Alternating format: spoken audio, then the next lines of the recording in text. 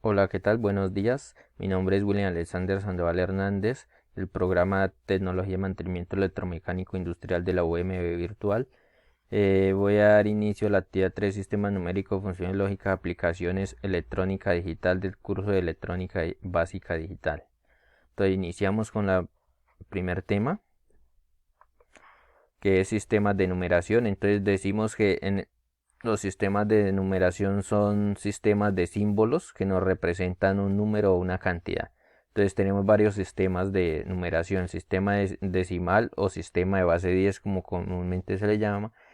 Consta de 10 dígitos de 0 hasta 9, 0, 1, 2, 3, 4, 5, 6, 7, 8 y 9, que es el mismo que utilizamos normalmente nosotros, pues después de 9 se hacen las combinaciones 1 y 0, 2 y 0, así sucesivamente. Tenemos el sistema binario de base 2 que consta de 2 dígitos, ceros y unos, que es el sistema numérico que utilizamos en la electrónica digital. Tenemos sistema octal o de base 8 que consta de 8 dígitos de 0 a 7.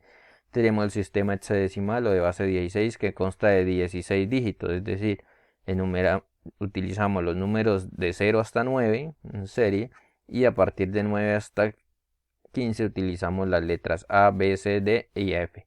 Es decir, A representa 10, B 11, C 12, D 13, E 14 y F 15. Ahí tenemos los 16 dígitos.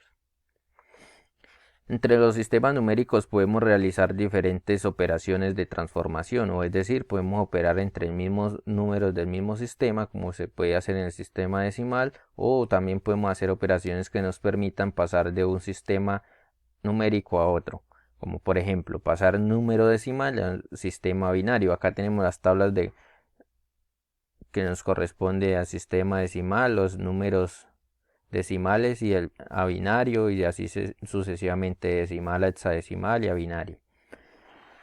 Entonces tenemos que, por ejemplo, queremos pasar un decimal a binario. Entonces tenemos el ejemplo del 37 decimal para pasarlo a binario. Entonces, como es a binario, lo dividimos por la base 2.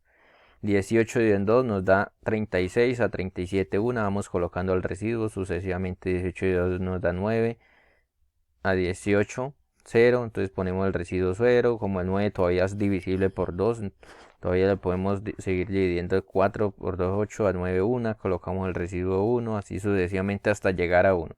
Cuando tenemos 2 dividido 2 nos da 1, a 2 0, entonces 1 ya no se puede dividir por 2, entonces ahí termina. Entonces, ¿qué hacemos? Cogemos estos números de derecha a izquierda y los empezamos a ubicar para el sistema binario. Entonces el número binario sería 1, 0, 0, 1, 0, 1. Todo esto en base 2 porque es binario.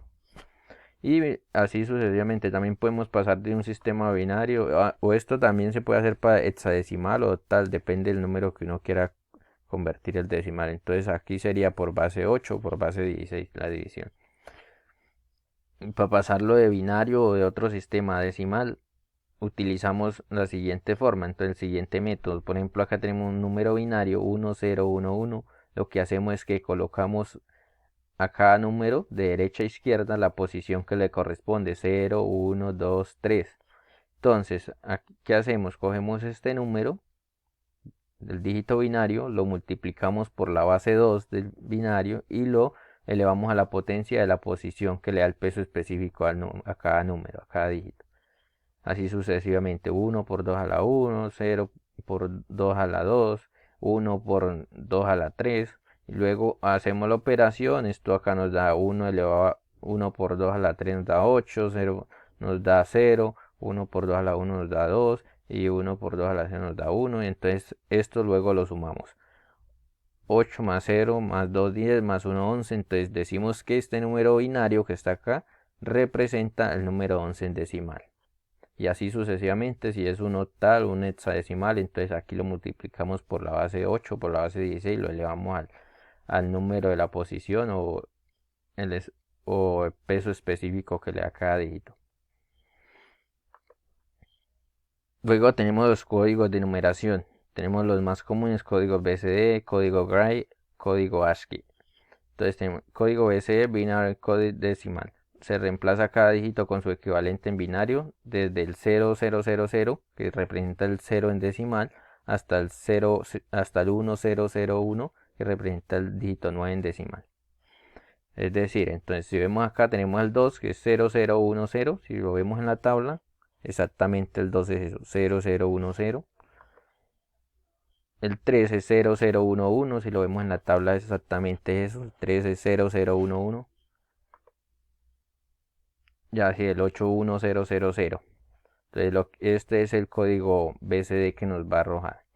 El código Gray, entonces permite reducir probabilidad de errores, solo varía un bit entre las palabras de código, puede tener cualquier cantidad de bits, puede tener no solo 2, sino 8, 16, bueno, los que necesite. Entonces acá tenemos que el código Gray tiene la particularidad de que solo varía un bit. Por ejemplo, vamos acá a la posición 3, vemos que el código binario es 011 y la posición 4 es 100, o sea, el 1 se cambia, el 1 se cambia por 0 y el 0 cambia por 1. En cambio, en el código Gray no varía sino un solo dígito, el 0 se mantiene, el 1 se mantiene y solo cambiaría el 0 a 1.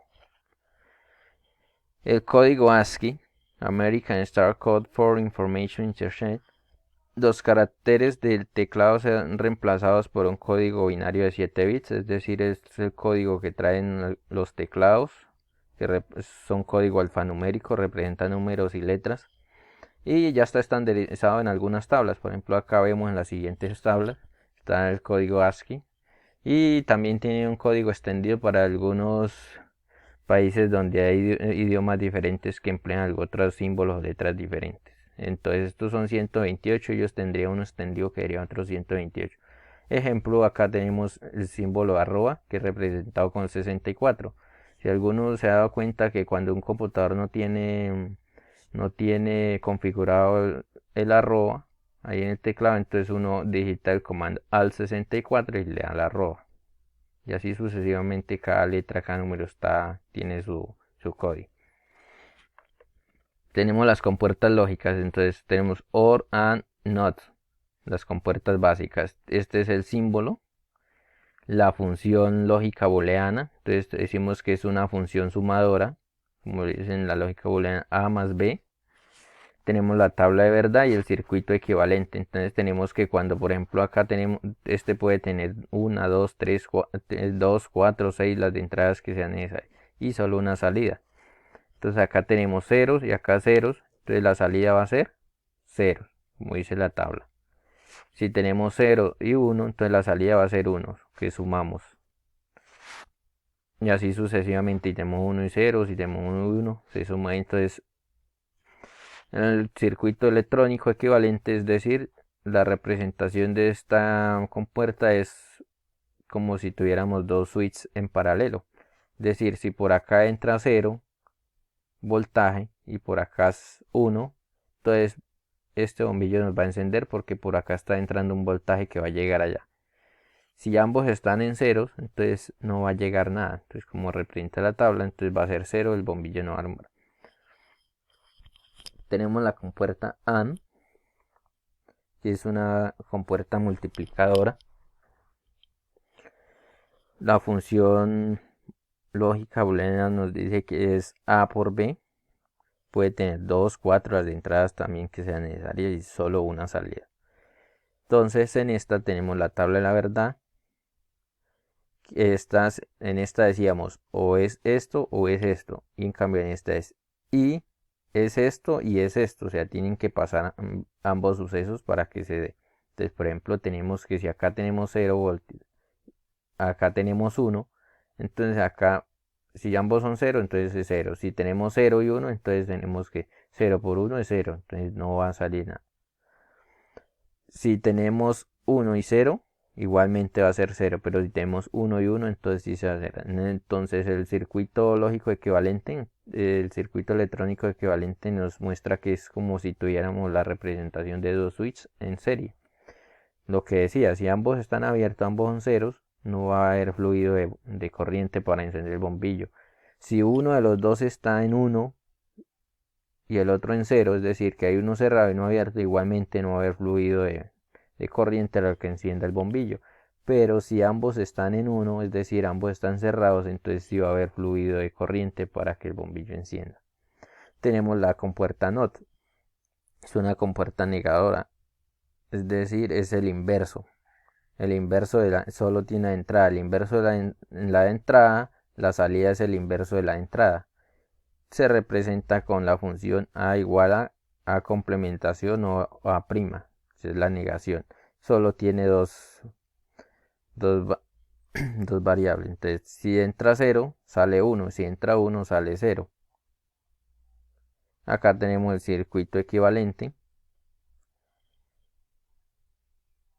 Mostramos acá se ve. Y acá es el inverso. Siempre va a ser el inverso. También tenemos otras dos compuertas que son muy utilizadas, que son la NOR y la NAN. Es la negación de la OR y la negación de la NAN, pero así sucesivamente la derivación de la operación de estas tres compuertas básicas se derivan otras más, pueden salir más. Entonces la NOR, decíamos que la OR era era sumatoria, entonces ¿qué es la NOR? La NOR es la negación de esta, y en el símbolo lo denotamos porque está con un circulito acá. Entonces, ¿qué pasa? Si tenemos ceros y ceros, entonces esto nos daría 0, pero como la negación es el inverso, entonces no sería 0 sino 1. Decimos que acá 0 y 1 daría 1, pero como es el inverso, entonces no sería 1 sino sería 0. Acá tenemos lo mismo, 1 o 0, entonces nos daría 1, pero como es el inverso da 0. Y 1 y 1, 1 o 1, a 1 más 1 daría 1, pero como es el inverso, entonces tenemos que es 0. Acá tenemos el circuito equivalente. Entonces siempre va a ser lo mismo, es sumatoria, pero con su complementación. El resultado va a ser la complementación o la negación de lo. Es decir, es el inverso de la OR. La NAND igualmente sigue siendo multiplicativa, pero con el inverso. Entonces tenemos que 0 por 0 es 1. Entonces acá nos va a dar 0, pero como es el inverso, entonces es 1. 0 por 1 es 0, pero como es el inverso, entonces es 1 igualmente. 1 por 0 es 0, pero como es el inverso, y no daría 0 sino 1. Y 1 por 1 es 1, que es el inverso es 1. Entonces, esta es la representación, también es igualmente que la AND, pero con un circulito que nos representa la negación.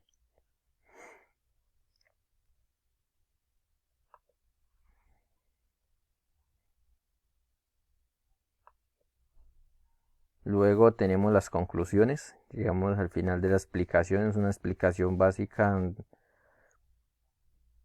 de los temas y tenemos conclusiones. Conocemos que un sistema de numeración es un conjunto finito de símbolos que se emplea con algún método para asignar numerales o símbolos numéricos.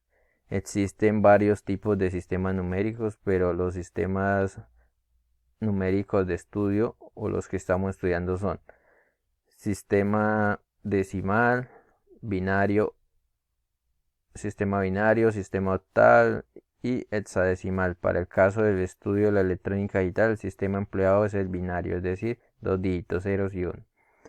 Los sistemas de numeración nos permiten también realizar diferentes operaciones, como lo mirábamos anteriormente, para simplificar números entre un mismo sistema o para operar números en un mismo sistema, o también como lo vimos para convertirlos de un sistema a otro sistema. Para donde podemos conocer el valor de un número en cualquiera de los sistemas numéricos. Los sistemas numéricos también permiten realizar diferentes métodos como son las operaciones lógicas de álgebra de Wolf, por ejemplo, las funciones para las compuertas lógicas.